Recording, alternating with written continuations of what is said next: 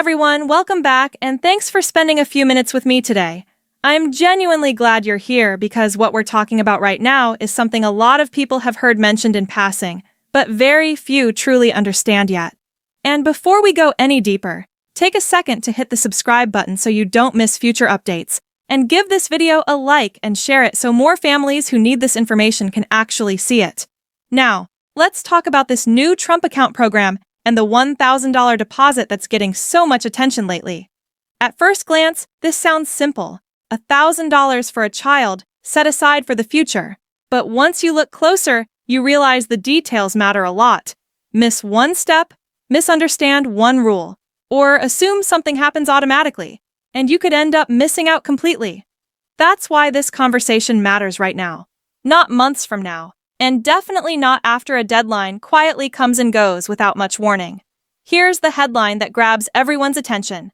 The federal government is offering a one-time $1,000 deposit for eligible children through what are being called Trump accounts. That money is invested on behalf of the child and can stay there for years, even decades. And let me be very clear about this part. The $1,000 is real. It's not a credit, not a voucher, not a loan. And it does not have to be paid back. But it is also not automatic. That's the part that's going to trip a lot of people up. So, let's slow this down and walk through it carefully, step by step, so you can decide what this really means for you, your kids, or someone you care about. First, what exactly is this program? The Trump Account Program was created under legislation signed into law by President Donald Trump on July 4, 2025, as part of what was called the One Big Beautiful Bill Act. The core idea is to give children a financial head start early in life. Think of it like planting a seed early and letting time and compound growth do the heavy lifting. These accounts are not simple savings accounts. They're investment accounts by design.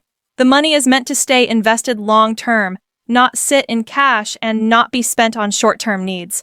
If a child qualifies, the government deposits $1,000 into the account one time. That money is then invested in a broad U.S. stock market index fund, similar to what many retirement plans use. The hope is that over many years, that initial deposit grows into something much larger by the time the child reaches adulthood. There are no guarantees, of course, but that's the intention behind the program. Now, let's talk about eligibility, because this is where things get very specific. The government's $1,000 deposit only applies to children who are U.S. citizens and who were born between January 1, 2025 and December 31, 2028. That window is firm. If a child was born before January 1, 2025, even by a single day, they do not qualify for the government-funded $1,000 deposit. And yes, that's frustrating for a lot of families with slightly older kids. However, even if your child doesn't qualify for the government money, that doesn't mean this program is irrelevant to you. There's another layer to this that many people still don't know about, and we'll get to that shortly. So let's assume you do have a child born within that qualifying window. How do you actually receive the $1,000? This is the most important part of the entire conversation. There is no automatic enrollment. The government does not open this account for you by default. As a parent or legal guardian, you must actively choose to open the account. That means filing a brand new IRS form when you file your taxes. The form number is 4547. There is also expected to be an online enrollment option through a government website, which is projected to launch sometime in mid-2026. But regardless of which method you use, nothing happens unless you take action. If you don't file the form or complete the enrollment, the money does not show up. It's not like a tax credit that quietly applies in the background. Once you make that election, the government or its designated administrator will provide instructions to complete the setup process. That phase is expected to begin around May 2026. Until then, the funds are essentially held in reserve, waiting for accounts to be properly opened. Now let's talk about the structure of the account itself, because that matters too. The investment options are extremely limited by law. You cannot choose individual stocks. You can't hold cash. You can't move the money into bonds, gold, or alternative assets. The funds must be invested in a low-cost U.S. equity index fund that tracks the overall stock market. Fees are capped at 0.1%, which is very low compared to most investment products. Withdrawals are generally restricted until the child turns 18, and even then, the rules resemble retirement-style accounts. The money is intended for adulthood, not everyday expenses. You can't tap into it early for rent, food, childcare, or emergencies. That's one of the biggest criticisms of the program, and it's a valid one for families struggling right now. Another major component is contributions beyond the initial $1,000. Families are allowed to add their own money to the account, up to $5,000 per year per child. Employers can also contribute up to $2,500 per year, and that amount counts toward the same annual cap. Certain nonprofit or government contributions may not count toward that limit, depending on how they're structured. This is where many financial professionals urge caution.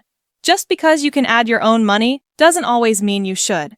Compared to other savings tools, these accounts offer fewer investment choices, lower flexibility, and withdrawals are taxed as ordinary income rather than at capital gains rates. For many families, other options may be better for personal savings. The general guidance from many experts is this: if your child qualifies for the free government deposit, absolutely claim it. That's the primary value of the program. But think carefully before contributing your own money, and consider how this fits into your broader financial plan. Now, let's circle back to families with older children, because this is where a major private announcement changed the conversation. In December 2025, Michael and Susan Dell announced a $6.25 billion private donation designed to supplement Trump accounts. Their contribution provides $250 per child for approximately 25 million children aged 10 and under who live in zip codes with median household incomes below $150,000. Here's why that matters. This private contribution includes many children who are too old to qualify for the government's $1,000 deposit. So if your child was born before 2025 but is still under age 10 and you live in a qualifying zip code, your child may still receive $250 through this private funding. Most zip codes in the U.S. fall under that income threshold, which means eligibility is broader than many people assume. But once again, the same rule applies. You must open the account. No account means no deposit, even for the private funds. Research shows that even small deposits can have meaningful effects. It's not just about the dollar amount.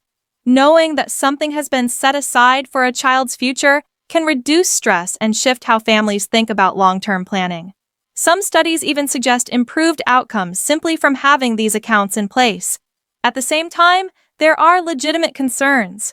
Programs that require active enrollment tend to have lower participation rates. Some estimates suggest only 40 to 50% of eligible families may actually enroll, especially if outreach is limited. That means millions of children could miss out simply because their families weren't aware or didn't understand the process in time.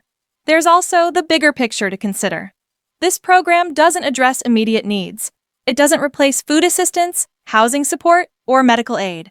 It's a long-term policy choice, not a short-term solution, and that distinction matters.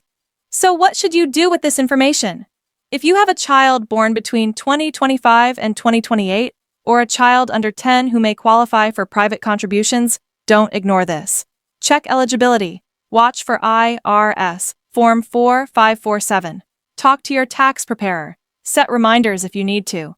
Free money with conditions is still meaningful, especially when time and growth are involved. That initial $1,000, invested for 18 years, could grow into several $1,000s depending on market performance. There are no guarantees, but historically, long-term investing has favored patience. That's the bet this program is making. The future of this program will depend heavily on how it's implemented. Will enrollment become simpler? Will outreach improve? Will automatic enrollment ever be added? Those questions are still unanswered. For now, awareness is the key. I know this is a lot to take in, and it's okay if it takes some time to process.